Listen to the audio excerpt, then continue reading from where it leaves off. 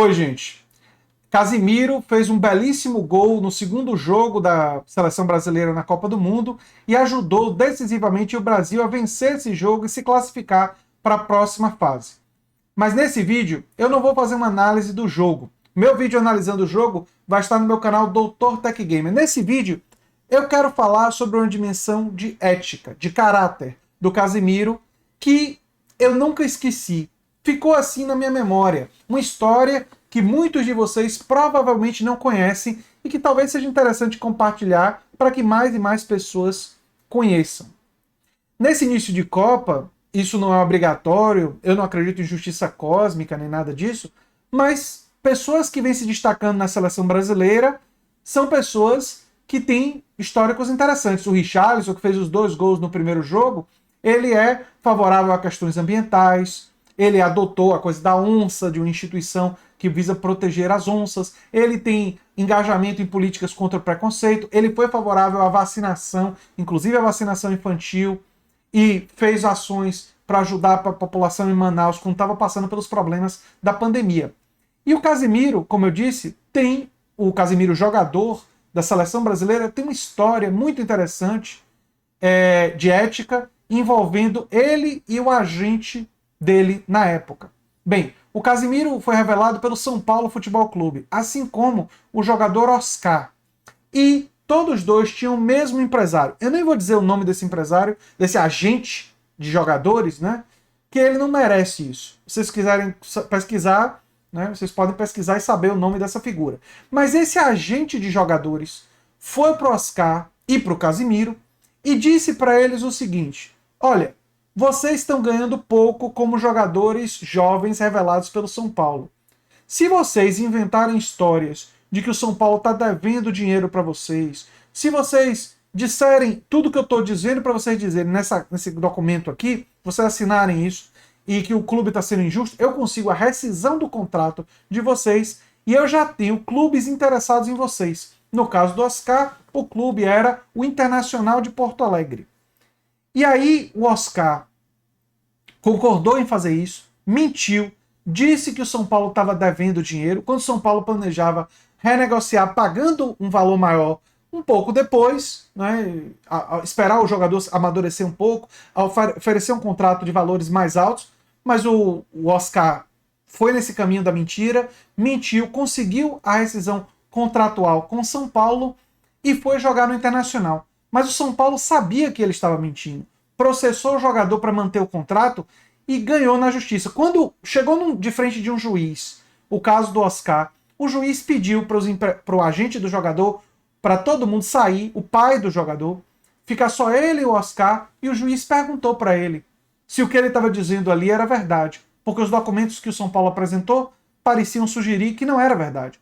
O jogador Oscar chorou e admitiu que mentiu para conseguir o rompimento do contrato, porque o empresário assim o orientou e a família e ele ficaram muito felizes com a perspectiva de ganhar muito mais dinheiro.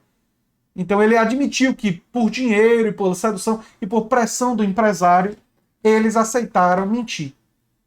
O juiz deu ganho de causa para o São Paulo e aí o Internacional pagou milhões de reais, eu não me lembro quanto foi o valor, foram 6 ou 7 ou 8 milhões de reais, mas pagou o valor, ou foram 18 milhões, mas pagou o valor do contrato que ele tinha com São Paulo, e aí ele ficou no Internacional. Mas ficou evidente que ele mentiu para ganhar mais dinheiro. O empresário fez a mesma proposta para o jogador Casimiro, na época do São Paulo. E Casimiro foi conversar com a família. E os familiares, e ele próprio já estavam tendendo a isso, pensaram: não vou mentir, não vou desrespeitar o clube que me ajudou, que me revelou. E mais do que isso, mentir é errado. Assinar um documento dizendo que o clube não estava me pagando, o clube estava me pagando. E o que Casimiro fez? Trocou de agente. Trocou de quem cuidava da carreira dele. Foi isso que o Casimiro fez. Tempos depois, Casimiro foi vendido pelo São Paulo, né, o contrato dele, e foi contratado pelo Real Madrid. Lá no Real Madrid, Casemiro começou no time B do Real Madrid. Foi aos poucos ganhando a confiança dos torcedores, ganhando a confiança dos treinadores, e aí se tornou titular. Foi titular do time B, depois titular aos poucos do time principal do Real Madrid. Ao se tornar titular, ele se tornou um grande jogador do Real Madrid. Vencedor do Campeonato Espanhol, da Copa dos Campeões, multicampeão. E mais recentemente foi contratado pelo Manchester United, da Inglaterra. Casemiro não quis vender a sua alma, os seus valores, por dinheiro. E aí, com isso, acabou trilhando uma carreira de muito, muito sucesso. Oscar, que chegou a jogar a Copa do Mundo do Brasil, né? E fez aquele gol do 7-1 sobre que a Alemanha operou no Brasil. O Oscar estava em campo. E foi o Oscar que fez o gol, do 7-1.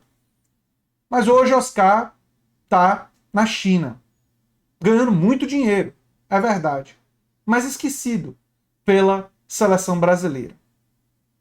São coisas assim interessantes, histórias interessantes do esporte.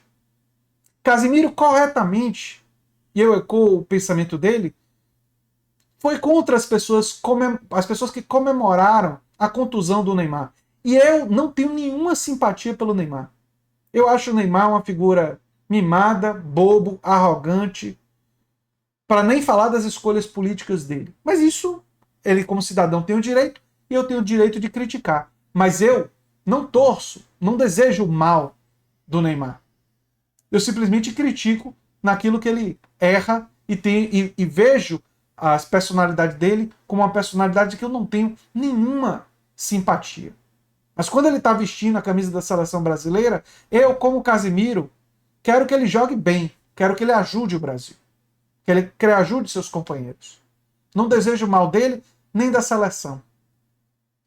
E as palavras de Casemiro nesse sentido também ecoaram a dimensão ética dele. É, no mínimo, interessante isso. Muitas vezes, no futebol, não são pessoas como Casemiro ou como Richarlison que têm algum elemento na história, alguma coisa de admirável que brilham. Não, às vezes são pessoas muito criticáveis que brilham. Mas é interessante, nesse início de Copa do Mundo, serem justamente esses, na seleção brasileira, que tem coisas elogiáveis, a estarem a brilhar. Eu sou André Teixeira Jacobina, o canal é a Nova Máquina do Tempo, e se você quer ver a minha análise do jogo, dê uma checada no meu canal Doutor Tech Gamer, o link vai estar no comentário fixado. Um abração e até o próximo vídeo. Tchau, tchau.